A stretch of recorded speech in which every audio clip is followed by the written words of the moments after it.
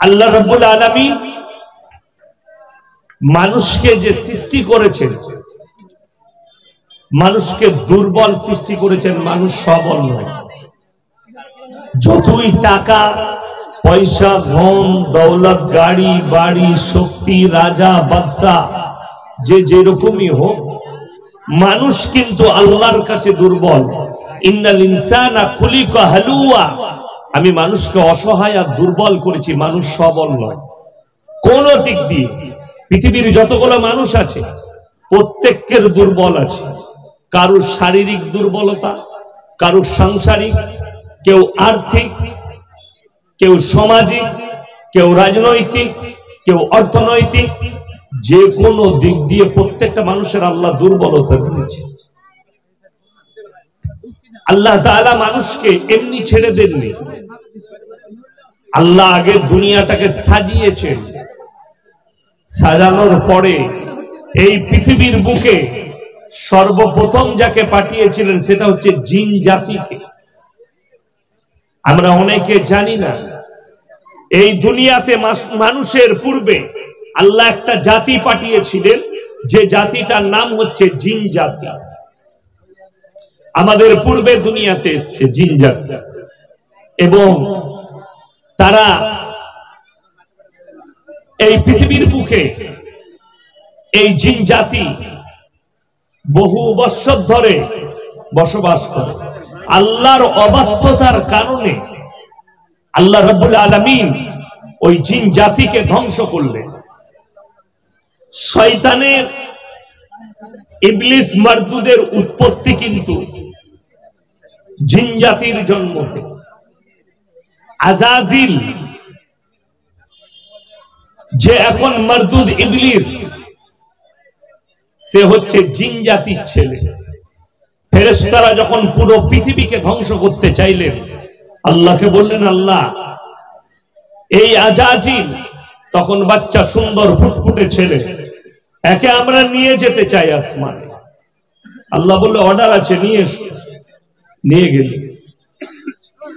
এত আল্লাহর রাজা বান্দেগি, এত সিজদা করেছে আজাজিল আল্লাহর কাছে, ফেরেশতার লাকাব হাসিল করলেন, ফেরেশতার যোগ্যতা অর্জন করলেন। তারপরে আল্লাহ রাব্বুল আলামিন প্ল্যান এস্টিমেট নেবেন। পৃথিবী, আসমান আর জমিনে যত ফেরেশতা আছে, সমস্ত ফেরেশতাকে আমার আল্লাহ ডাক দিলেন। কিসের জন্য? কোরআনে আছে, ওয়াইজ ক্বালা রাব্বুকা লিল মালাইকাতি ইন্নী জাইলুন ফিল আরদি খলিফা। সূরা বাকারায় আছে, হে আমার নবী, আমি ফেরেশতা মণ্ডলীকে ডাক দিলাম। সমস্ত ফেরেশতা আল্লাহর কাছে হাজির। আল্লাহ বললেন, হে আমার ফেরেশতা মণ্ডলী, ইন্নী জাইলুন ফিল আরদি খলিফা, আমি এই পৃথিবীর বুকে আমার খলিফা পাঠাতে চাই। খলিফার বাংলা হচ্ছে প্রতিনিধি, আর প্রতিনিধির বাংলা হচ্ছে কথা বহনকারী। আল্লাহর প্রচার প্রত্যেকটা মানুষের করা দরকার। সকলে করব, জোরে বলুন ইনশাআল্লাহ। আল্লাহ প্রচারের জন্য মানুষকে পাঠিয়েছেন খলিফা রূপে, আমার কথা মানুষের কাছে পৌঁছে দেবে। আল্লাহ কোরআনে বললেন, ফেরেশতারা অবজেকশন দিয়েছেন আল্লাহর এই কথাটাই। আল্লাহকে টুকলেন কি বলে? ক্বালু আতাজালু ফিহা মান ইফসিদু ফিহা ওয়া ইয়াসফিকু দিমা ওয়া নাহনু নুসাব্বিহু বিহামদিকা ওয়া নুকাদ্দিসু লাক। ওগো আল্লাহ, আপনি এমন একটা জাতিকে সৃষ্টি করছেন যারা দুনিয়ার বুকে মারামারি, কাটাকাটি, হানাহানি, অন্যায়, অত্যাচার, অবিচার করবে। আপনি কাকে সৃষ্টি করছেন যারা মারামারি, কাটাকাটি, হানাহানি, অন্যায়, অত্যাচার, অবিচার করবে? আমার আল্লাহ রাব্বুল আলামিন ফেরেশতাদেরকে চুপ করালেন উত্তর দিয়ে, ক্বালা ইন্নী আ'লামু মা লা তা'লামুন। হে আমার ফেরেশতা মণ্ডলী, আমি যা জানি তা তোমরা জানো না, চুপ করে যাও। জোরে বলুন সুবহানাল্লাহ। আল্লাহ ফেরেশতা দিকে চুপ করালেন, ক্বালা ইন্নী আ'লামু মা লা তা'লামু, আমি যা জানি তা তোমরা জানো না। ফেরেশতাদের উত্তর আমার আল্লাহ দিলেন, কিন্তু ফেরেশতারা অভিযোগ যেটা করেছে এই অভিযোগটা সত্য না মিথ্যা বাবা? সত্য, চরম সত্য অভিযোগ। আজকে পৃথিবীতে কিন্তু তিনটে লড়াই শুরু হয়েছে, তিনটে জিনিসের মারাত্মক লড়াই। একটা হচ্ছে পদ, আর একটা হচ্ছে পয়সা, আর একটা হচ্ছে পাওয়ার, আর আল্লাহকে নিয়ে। কতগুলো আল্লাহ পৃথিবীতে?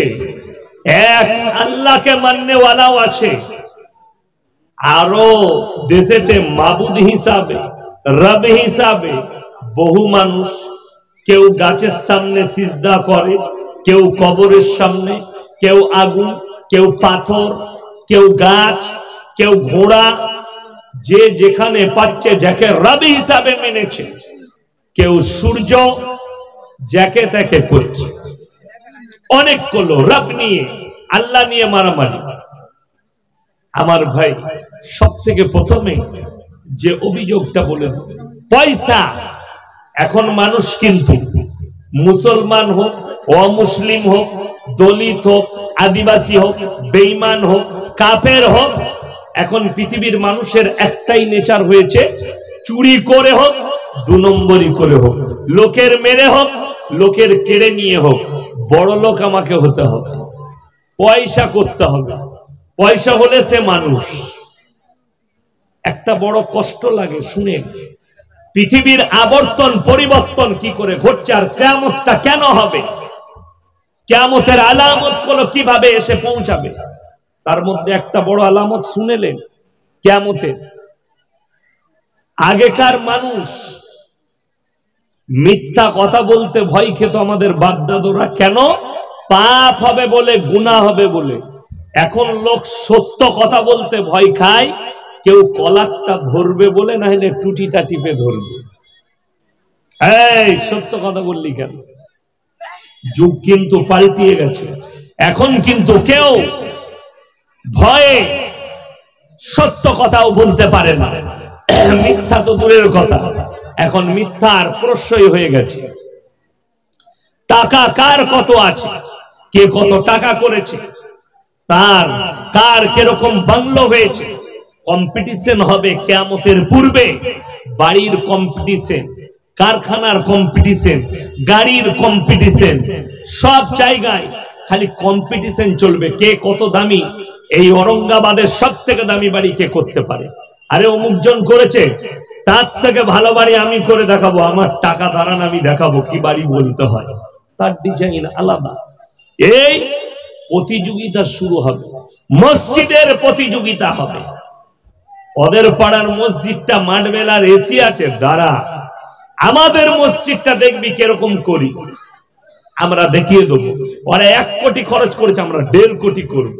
মাদ্রাসার কম্পিটিশন শুরু হবে, ওদের বিল্ডিং এরকম, আমার বিল্ডিং এর থেকে ভালো হবে। বিল্ডিং ভালো হবে, বড় বড় মাদ্রাসা হবে, বিল্ডিং তৈরি হবে, কিন্তু আলেম তৈরি হবে না, আলেম তৈরি হবে না। তার কারণগুলো বলে দিই। কেন?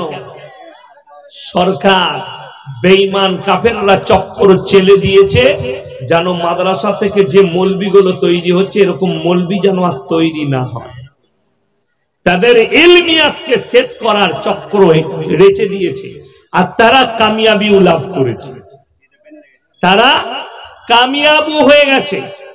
যার কারণ শুনেলেন, ভারতের প্রত্যেকটা মাদ্রাসাকে সার্কুলার জারি করে দিয়েছে, শুধু ইস মাদ্রাসায় কোরআন, হাদিস, ফিকা,